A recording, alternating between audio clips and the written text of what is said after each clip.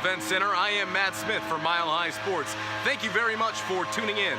Well, tonight Colorado regains its winning way and comes out victorious over the University of New Mexico, 75-57. The Buffs bounce back from their loss in the Rocky Mountain Showdown on Saturday to the CSU Rams. They advanced to 7-1 on the season. New Mexico drops to 3-6. And tonight, the Buffs did some things very well, and then they did some things very poorly.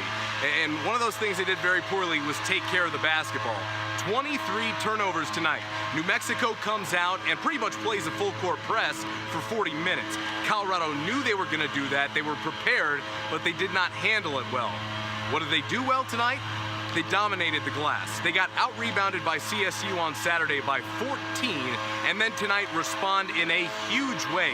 They out-rebound New Mexico by 27, just 4 off the largest rebounding margin in Tad Boyle's tenure here at Colorado. And more impressive, and I think the thing that is going to send Tad to bed tonight with a smile on his face, the Buffaloes won with Tad ball. It was the first time this season that they hit Tad's 2 signature numbers, and whenever that happens, the Buffaloes have a very, very good record. They held New Mexico to under 40% from the field. They held the Lobos to 30%, and of course they out-rebounded them by more than 8. So the Tad ball is 1-0 here in 2017. Like I said, they had 23 turnovers. But, you know, this game's 75-57, but New Mexico scores 28 points off of 23 CU turnovers. So really, yes, the score was close, but it really shouldn't have been. And Tad said if they had come out and rebounded the way that they did tonight against CSU on Saturday, they should be 8-0 right now, heading into a big matchup on Saturday with Xavier. We'll talk about that in a minute. There were 4 on this team with 8 or more rebounds tonight. It was a collective team effort, and that's something that we talked about in the podcast leading up to this game, and also on a few pieces I posted on milehighsports.com earlier today. Colorado needed a team effort, and the 3 guys that were going to be asked to step up in the absence of Tory Miller-Stewart were going to be Tyler Bay, Lazar Nikolic, and Deshaun Schwartz. And tonight, 2 of those 3 stepped up and did a very good job. Tad in practice yesterday said he wanted to mix things up. He said he was going to put his best defensive lineup out on the floor. And tonight, instead of Dominique Collier and Naaman Wright getting the starts, as we'd seen in the previous, I think, 6 games here for Colorado, Tad went with Lazar Nikolic and with DeLeon Brown. Big adjustments from Tad Boyle, taking a senior and a junior out of the starting lineup, and boy did Lazar respond extremely well tonight. He gets his first career start, and in the first half, the Buffaloes got off to maybe the best start to this game they could have asked for. By the end of the first media timeout, by the time they got to the first media timeout, they were already a +7 on the glass. Rebounding was an emphasis this week in practice, leading up to it, following that CSU somewhat debacle. I mean, only the fact they get out-rebounded by 14 by the Rams would I call it that.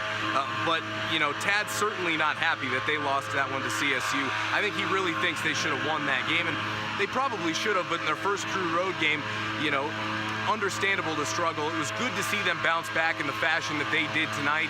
Obviously struggled getting the ball up the floor. New Mexico's full court press really caused issues for Colorado. The Buffs led 27-19 with 6:56 left in the first half. That was when Dallas Walton picked up his second personal foul and would take a seat on the bench. Dallas got his second straight start tonight. Of course, he is now the Buffs starting 5, as Tory Miller-Stewart will be out the rest of this season.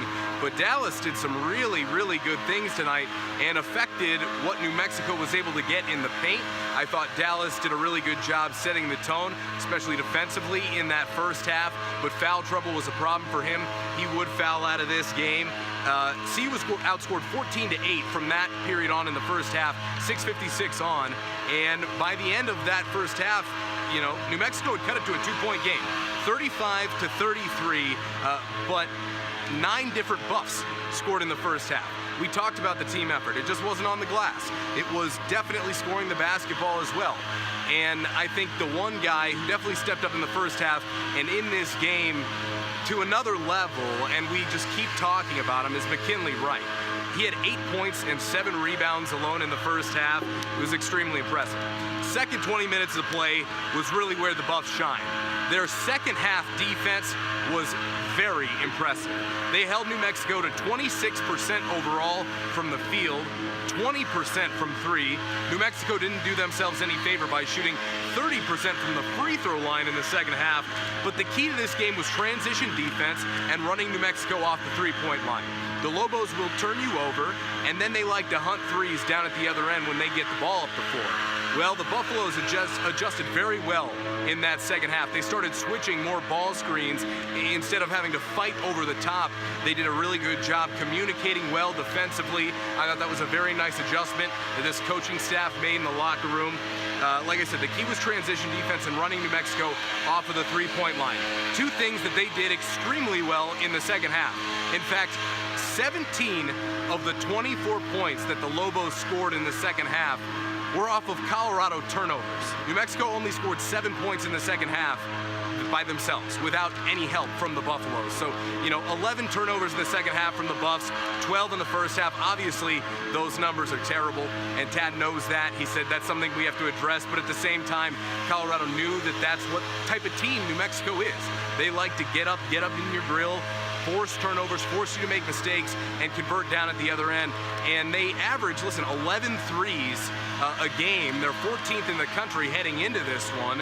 Tonight, they had 6 in the first half. The Buffaloes come back, lock them down in the second half, allow just 2. So some really good signs, and again, another test that they will pass in bouncing back from that CSU loss.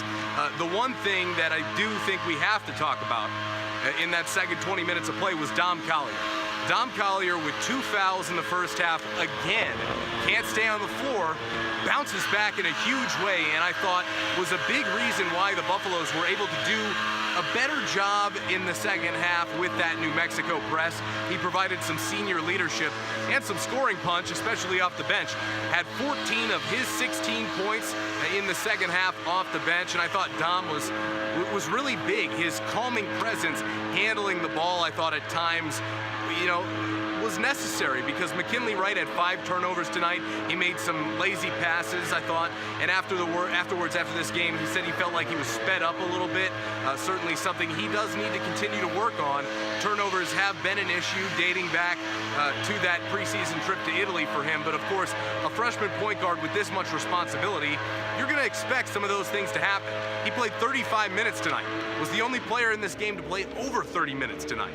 So McKinley Wright, obviously, with a lot of responsibility, and that's when Dom Collier has to step up and make his presence felt, which he did tonight. I thought that was a really good thing. He was also the only Buffalo with a positive assist-to-turnover ratio, had 2 assists, no turnovers. Tad mentioned that after the game. Dom's second half play he was really happy with. Colorado led 49-48 at the 10:57 mark, and that's really where they turned the Jets on. They outscored New Mexico 26-9 over the final 9 minutes of the game, holding the Lobos to 3 of 16 from the field. They went on a mini 12-3 run to really kick things off and then closed it out strong. Good to see for Colorado do that once again, close out another half in a strong fashion. Obviously, rebounds were a bit skewed tonight. They out-rebound New Mexico by 28, and it was just 3 off the best of Tad Boyle, 3 off the best rebounding margin, I should say, in Tad Boyle's tenure. Turnovers, that was the big issue. So, definitely some strange statistics in this game, some outliers for sure. The good, obviously, we got to look at Lazar Nikolic. 7 points, 8 rebounds, 2 assists. This is a guy who I wrote in that piece on milehighsports.com. I expected to see an uptick in minutes. He played 27 tonight in his first career start, and he had a really big stretch in that second half where I believe he had an alley-oop dunk and then a huge open transition, rotation 3 that was key for the Buffaloes. Little bit of a spark, and Colorado kind of went on and closed this one out. Dallas, like I said, 2 points, 8 rebounds, career high 8 for Dallas. He had a block and a steal, and I thought the Buffaloes were a different team without him on the floor. Deshaun Schwartz, we also talked about him having to step up and play a big role in the absence of Tory Miller. I mean, those three guys, Bay, Nikolic, and Schwartz, really going to be the first ones asked to fill in for Tory, and he had 6 rebounds tonight. 6.6 rebounds in limited minutes, but I thought Deshaun did some good things, definitely struggled a little bit. McKinley, obviously, 12 points, 10 rebounds, 4 assists and a block. He is the first CU Buffs guard to have a points, rebounds, double-double since Josh Fortune did it against Portland a few years back. I mean, there's not much more we can continue to say about him other than the fact that he's the heart and soul in this team. I asked Tad Boyle after the game what he thought about his shortest player making the biggest difference in the rebounding category for Colorado tonight, and he said, well, our shortest player has the most heart. George King, 10 points, 11 rebounds. He had a double-double. He is now only 5 points away from 1,000 in his career, 995 total. George, only 21 minutes tonight. I thought he did some good things, but definitely not his sharpest nights. That's back-to-back games now where I thought George King's level play wasn't what it was a little earlier in this season when he had 50 points in combined in back-to-back games. But still, whenever you can have a double-double, very efficient in 21 minutes, that's a good thing. The bad, Tyler Bay wasn't great tonight, 0 of 2 from the field. He had a turnover in 13 minutes. This is a kid that we expected a lot more from, but he's still very raw. And that's something that we're gonna see him continue to develop his game throughout his career here at CU. But right now, I think, compared to what we originally anticipated, definitely not at that level.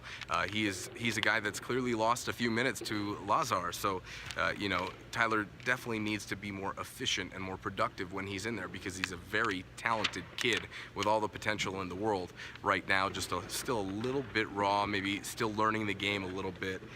Lucas Seward, he was hobbled in this game, and we talked about the fact, last week, how having him not even close to 100% with Dallas making his first career start against CSU was an issue. And tonight in that second half, Tad said he was limping around a little bit, so he had to take him out of that game.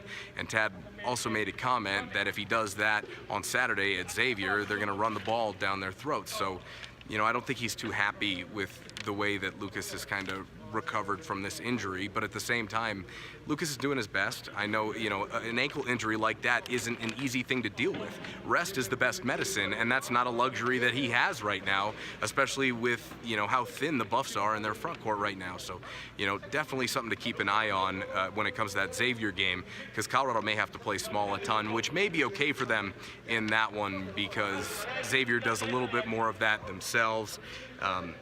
Turnovers, obviously an issue. Whenever you have 23 turnovers, you allow 28 points off of turnovers. It's the only reason New Mexico was really in this game. They're an impressive team the way that they can disrupt you offensively. Even a team with this many freshmen, it's impressive to see what the Lobos can do. They should win a good amount of games in the Mountain West Conference.